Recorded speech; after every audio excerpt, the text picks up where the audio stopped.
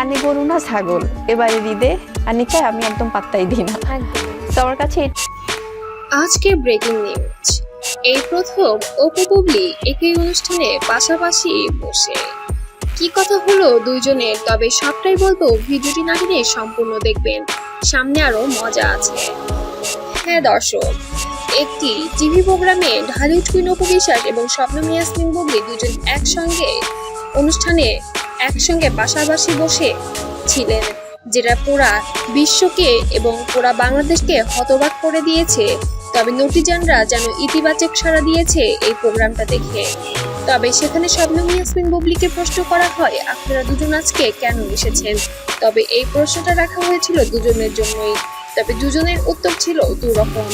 শবনম ইয়াসমিন বুবলি বলেছিল, আমি বিষয়টাকে নেগেটিভ ভাবে দেখিনি, আমি চেয়েছি আমাদের এই সমস্যাটার সমাধান হয়ে যাক, যার কারণেই আমি এখানে আজ উপস্থিত হয়েছি।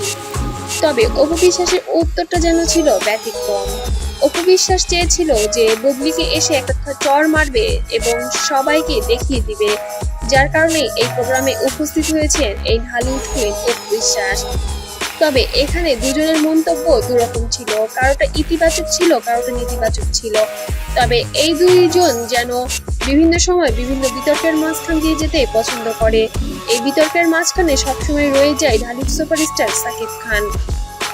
তবে এবার সাকিব খানের অনুরোধে 203 যেন মিলে গেল।